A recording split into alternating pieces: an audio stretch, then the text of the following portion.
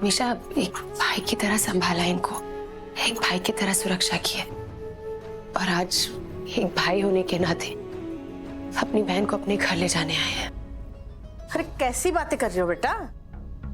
शरबत है ना बेटा, मीठा डाले इसमें? हाँ जी। हाँ ना। हमारे कितने भाई थे? 3। अरे 3 भाई हैं हमारे। अच्छे से जानते हैं कि भाई जैसा होना और सगे भाई में कितना अंतर होता है। अब तुम्हारी बहन की शादी में तुम्हारे पिता के समान तो कई लोग होंगे, लेकिन कन्यादान तो तुम्हारे सगे पिताजी ने किया था ना। अब बिल्कुल सही कह रही हैं आंटी, पर जिनके पिता नहीं होते उनका कन्यादान नहीं होता। वो लड़कियां जिंदगी भर कुंवारी थोड़ी ना रहती है। बिल्कुल वैसे ही जिनके भाई नहीं होते का उनको हक नहीं अपनी माँ से मिलने का। आंटी, ये पग फेरे की रस्म इसका भाई या बहन से कोई लेना देना है ही नहीं। देखिए, ये रस्म तो ये आश्वासन दिलाने के लिए होती है ना कि लड़की की शादी हो गई है, चाहे वो दूसरे घर चली गई है, लेकिन उसका पुराने घर से रिश्ता नहीं टूटा है। भगवान ना करे कभी कोई मुसीबत आए तो उसके मायके वाले उसके साथ खड़े हैं हर मोड़ पर। हम जानते हैं आंटी, पहले के जमाने में पिताजी और भाई जाया करते थे बहनों को लेने के लिए पग फेरे की रस्म के लिए, लेकिन उसका कारण हुआ करता था। जब शादी दूसरे गांव दूसरे शहर में होती थी तो औरतें इतना सफर नहीं कर सकती थी अकेले, इसीलिए घर के मर्द जाते थे। लेकिन आजकल तो सब सुविधाएं हैं ना, औरतें सुरक्षित महसूस करती हैं अकेले सफर करने में भी। बस इसीलिए वो रीति रिवाज बन गए। आंटी, अगर वक्त बदल रहा है तो सोच भी तो बदल सकते हैं ना, और रीति रिवाज भी समय के साथ बदल देने चाहिए।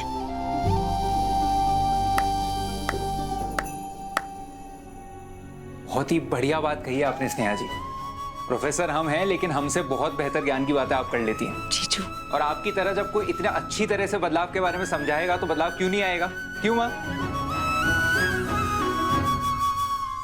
और ये सिंधु जी हमें बाहर मिले, हमने बोला कि भाई पहली बार घर आए हो, कचौरी समोसा खा के जाओ। गंगा माई के जितने अच्छे तो नहीं है, लेकिन गर्मा गर्म है।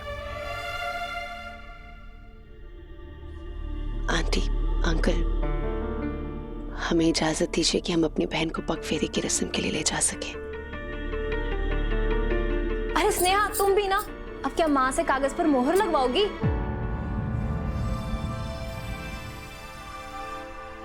बैग कहाँ है? कम हम। अरे रुकिए, समोसों की खुशबू से तो मेरा भूख ही जाग गया है। अरे भैया लेकर आए गर्मा गर्म कचौरी के साथ जलेबियां भी लेकर आए। भाभी सबको बिठाइए ना, मैं सबको लेकर आती हूँ। आइए बैठिए।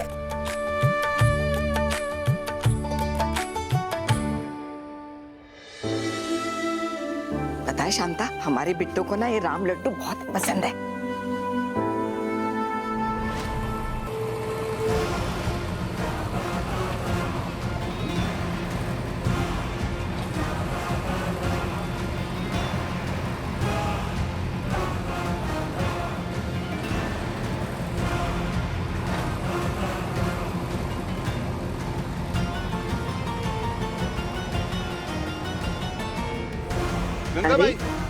गंगा माई, क्या हुआ? आप आइए, बाहर आइए।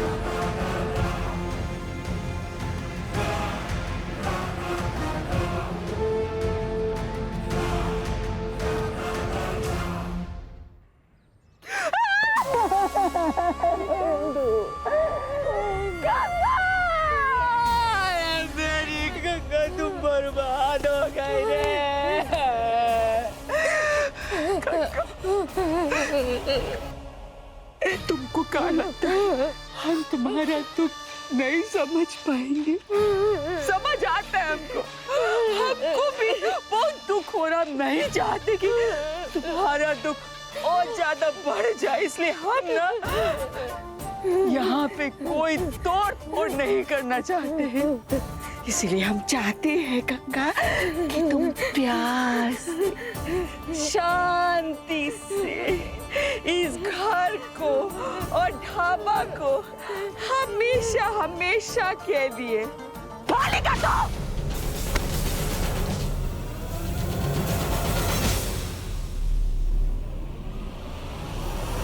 खाली करो। भैया रुको, भैया रुको, भैया रुक जाओ, हम हाथ जोड़ते। बेटा रुक जाओ, हम हाथ जोड़ते। अंदर चल के बात कर। क्या बोल रही है अंदर जाने के लिए? क्या है अंदर कोई हीरा जवाहरात है? तुम क्या बोल रही हो कि अंदर जाने के लिए? हमारा घर है ही, हमारा मन करेगा तो हम जाएंगे, नहीं तो हम नहीं जाएंगे। पंडित, ये घर और ये ढाबा टूटने के बाद संग संग हमको भूमि पूजन चाहिए, अभी के अभी। इंदु एक दिन के लिए रुक जाओ, हमारी बिट्टो का पग फेरा है ना, एक दिन तुम समझ के मेरी वैसा मत करो। ऐसा मत करो, जब हम सुनते हैं ना ऐसा मत करो तो मन तो करता है कि तुम्हें हम गला ही दबा दे। बुलडोजर चला रे।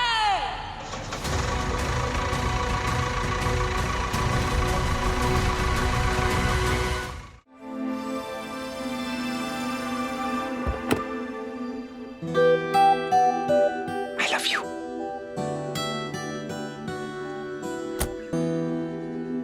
सिद्धू देखो, आप खुद को ड्राइवर मत समझना, लेकिन कहाँ हम अपनी बहन के साथ पीछे बैठ जाए। कैसी बातें करिए सिंह जी, आप दोनों के लिए तो ड्राइवर बन ही जाएंगे। और मुरली जी, आपको तो ड्राइवर बन के पहले घुमा चुके हैं, याद है? बैठिए। साना जी, हम जल्दी लेने आएंगे आपको। जीजू पहले जाने तो दो।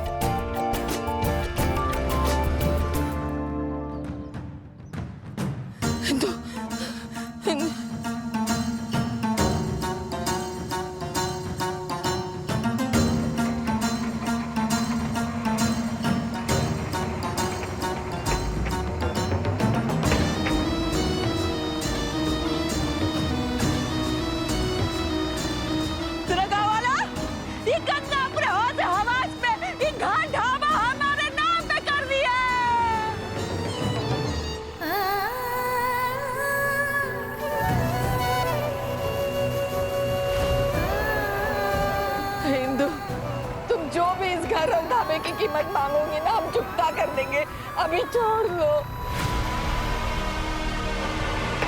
अरे गंगा, तुमको ना बहुत बड़ी गलतफहमी हो गई है।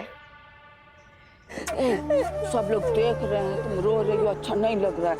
हंसुआ पोंछ लो, पोंछो पोंछो पोंछो। तुमको क्या लगता है ये घर और ढाबा तुम हमको गिरवी रखी हो? तुम गिरवी नहीं रखी हो, तुम हमको बेच दी हो, हमारे नाम पे कर दियो।